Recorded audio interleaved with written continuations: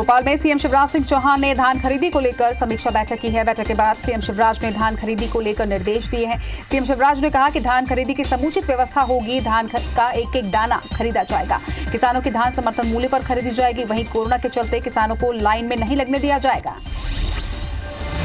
BJP के प्रदेश अध्यक्ष VD Sharma ने ग्वालियर में एक प्रेस वार्ता कर कांग्रेस पर आरोप लगाया कि सिर्फ कमलनाथ एंड कंपनी ही कांग्रेस चला रही है। अजय सिंह, दिग्विजय सिंह और अंचल के बड़े नेता गोविंद सिंह जैसे कांग्रेस के प्रचार से गायब हैं। उन्होंने एक बार फिर किसानों की कर्ज माफी के प्रमाण पत्रों को फर्जी बताया। बिलासपुर सांसद अरुण साव ने केंद्रीय शिक्षा मंत्री रमेश पोखरियाल और रेल मंत्री पीयूष गोयल को पत्र लिखा है। सांसद ने पत्र में रेल कर्मचारियों के बच्चों के लिए एक नए केंद्रीय विद्यालय की स्थापना की मांग की है। वहीं केंद्रीय विश्वविद्यालय के लिए एक अलग विद्यालय खोलने कुलपति को केंद्र सरकार को प्रस्ताव भेजने कहा है। भाजपा नेता रामदयाल उइके ने कांग्रेस पर चुटकी लेते हुए कहा कि मरवाही में कांग्रेस जो साड़ियां बांट रही है वो बेहद ही सस्ती हैं और यदि उनको देनी ही है तो 1000 या 500 की साड़ियां दे ताकि शरीर भी पूरी तरह से ढका रहे और पहनकर चलने में भी अच्छा लगे। मध्य प्रदेश की 28 सीटों पर होने वाले उपचुनाव में कांग्रेस किसानों को साधने हर मुमकिन कोशिश कर रही है और इसी कड़ी में कांग्रेस प्रचार के दौरान किसानों के साथ खाट सभा करने जा रही है। कांग्रेस की कोशिश है कि विधानसभा क्षेत्र के हर गांव में किसानों के साथ खाट पर चौपाल लगाकर किसानों को साधा जाए। मध्य प्रदेश के पूर्व कृषि मंत्री सचिन यादव से धोखाधड़ी का मामला सामने आया है। खरगोन के एसबीआई बैंक में सचिन यादव के नाम से फर्जी कॉल किया और 20 लाख रुपए ट्रांसफर करा लिए गए। खाते से राशि निकलते ही सचिन यादव के पास फोन पर मैसेज आया, जिसके बाद मामले की शिकायत सचिन ने बैंक और थाने में की। वहीं पुलिस की टीम मामले की जांच में जुट गई है। नए कृषि कानून के विरोध में केंद्र सरकार के खिलाफ रायपुर में चल रहे आंदोलन की तर्ज पर रायगढ़ में भी कांग्रेस कार्यकर्ताओं ने प्रदर्शन किया। जिले के कांग्रेस कार्यकर्ताओं ने वर्चुअल रैली के माध्यम से प्रदेश में चल रहे आंदोलन से जुड़े और अपना विरोध दर्ज करवाया है। जिले में 200 से अधिक कांग्रेस कार्यकर्ताओं ने दफ्तर में विरोध प्रदर्शन किया। केंद्र सरकार के नए कृषि बिल के विरोध में प्रदेश भर में किसानों के साथ कांग्रेसियों ने हल्ला बोला है। बिलासपुर के बिल्हा में आयोजित विरोध प्रदर्शन में हजारों किसान कांग्रेस के वर्चुअल विरोध प्रदर्शन में शामिल हुए, जिन्हें CM Bhupesh Baghel, PCC chief Mohan Markam सहित कई दिग्गजों ने संबोधित किया। बिलासपुर में 7 महीने से लापता किसान की हत्या का खुलासा हुआ है। पुलिस ने कब्र खोदकर मृतक की हड्डियां बरामद की है। टेकर के किसान छत्तूराम वर्मा का धौरमोड़ा के एतराम गोड़ ने विवाद हुआ था। वहीं पूछताछ में आरोपी ने बताया कि उसने दत्तू की हत्या शव जलाकर घर के पीछे बाड़ी में दफना दिया था। उधार के पैसे वापस मांगने से उपजे विवाद में एतराम ने वारदात को अंजाम दिया।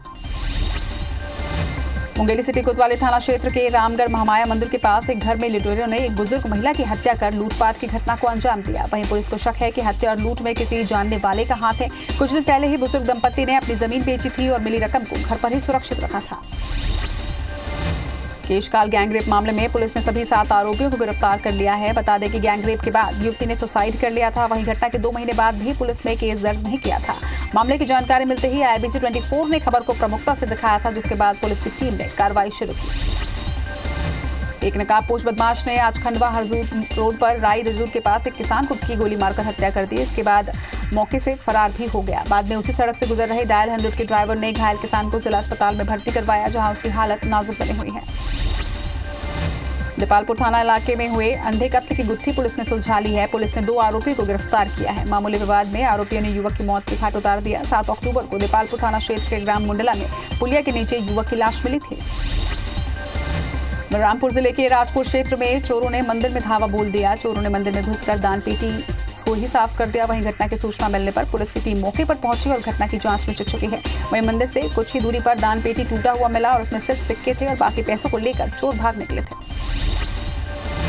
कबीरधाम जिले के साहसपुरा लोहारा पुलिस को बड़ी सफलता हाथ लगी है। पुलिस की टीम ने मुखबिर की सूचना पर 2,10,000 कीमत की 40 पेटी अवैध शराब को जब्त किया है। मुखबिर से सूचना मिली थी कि इलाके में अंग्रेजी शराब से भरी गाड़ी जा रही है। वहीं पुलिस की टीम जब मौके पर पहुंची तो आरोपी गाड़ी छोड़कर फरार हो गए थे। वहीं पुलिस आरोपी की पतासाजी में जुटी हुई है।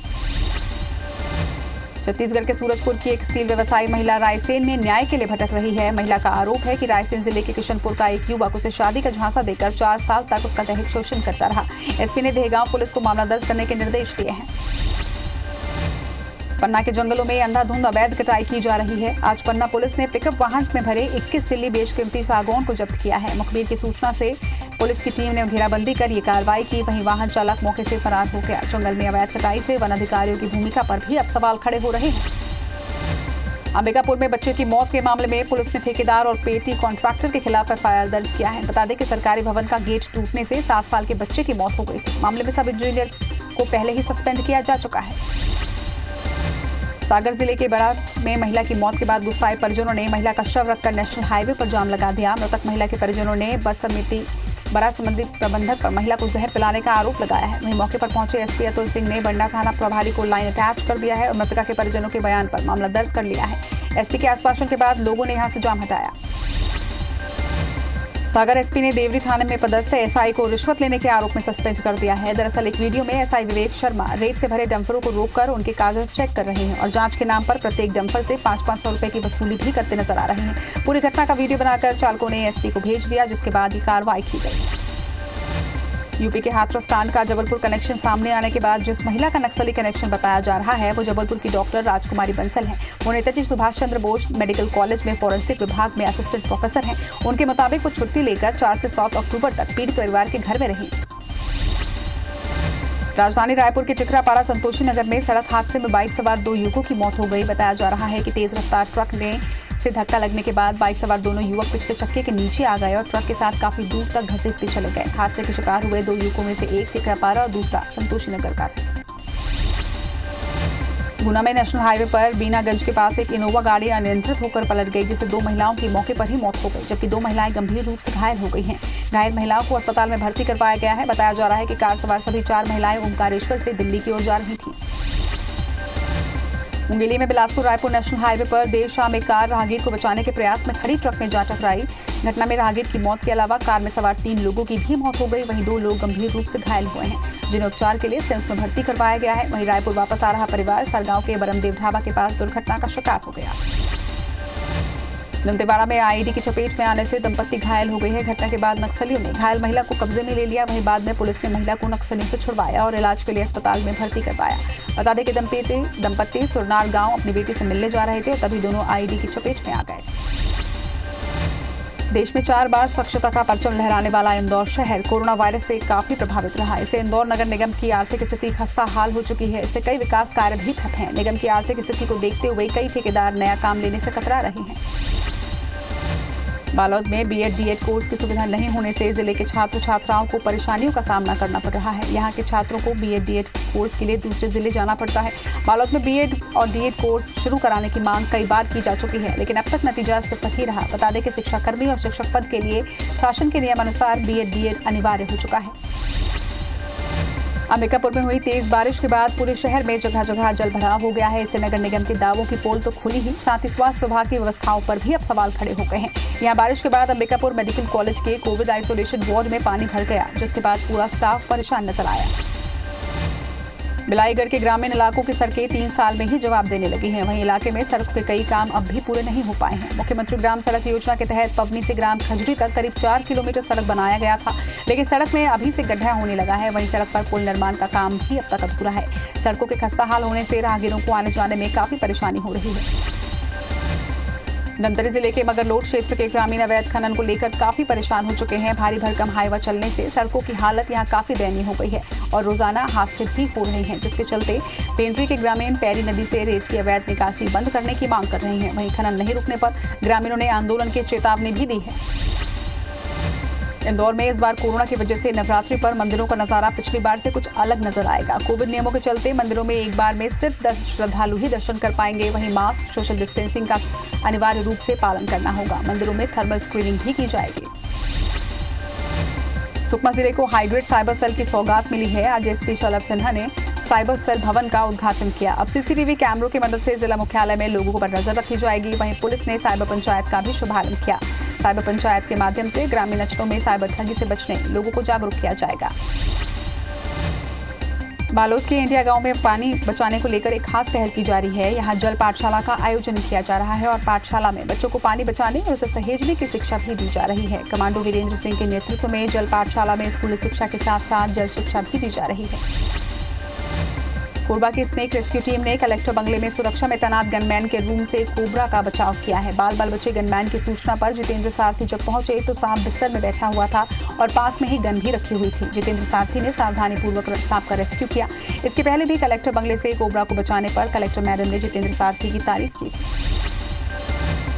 जम्मू कश्मीर में सुरक्षा बलों ने आज 2 आतंकियों को मार गिराया है। कुलगाम जिले के चिनीगाम इलाके में तड़के आतंकियों से सुरक्षा बलों की मुठभेड़ हुई। पुलिस और सुरक्षा बलों की संयुक्त कार्रवाई में 2 आतंकी मारे गए। पुलिस ने बताया कि चिंगाम इलाके में संयुक्त अभियान खत्म हुआ। वहीं मुठभेड़ के बाद एक M4 राइफल और एक पिस्टल बरामद की गई। उत्तर प्रदेश के अलीगढ़ जिले में 45 यात्रियों से भरी बस अनियंत्रित होकर पलट गई। हादसे में 3 लोगों की मौके पर ही मौत हो गई। वहीं 20 से 25 लोग घायल हुए हैं। बताया जा रहा है कि बस 45 यात्रियों को लेकर कानपुर से दिल्ली जा रही थी। हादसे पर यूपी के सीएम योगी आदित्यनाथ ने दुख जताया है। राजस्थान के करौली में हुए घटना के खिलाफ लोग धरने पर बैठ गए हैं। हालांकि प्रशासन बता रहा है कि ये अंतिम संस्कार के लिए इकट्ठे हुए हैं। धरने पर बैठे लोगों की मांग है कि पुजारी के परिवार को 50 लाख का मुआवजा दिया जाए। इसके साथ ही परिवार के सदस्य को सरकारी नौकरी भी दी जाए। 2 दिन पहले राजस्थान में जमीन विवाद के चलते एक पुजारी को जला दिया गया था। बाद में इलाज के दौरान उनकी मृत्यु हो गई। दुनिया भर में कोरोना संक्रमितों की संख्या 3 करोड़ 70 लाख के पार पहुंच चुकी है। तो वहीं कुल मौत का आंकड़ा 10,72,000 को पार कर गया है। अब तक दुनिया में 2 करोड़ 78 लाख मरीज ठीक हो चुके हैं। वहीं दुनिया में 81 लाख से ज्यादा एक्टिव मरीजों का इलाज जारी है। विश्व में कोरोना संक्रमण में भारत दूसरे स्थान पर बना हुआ है।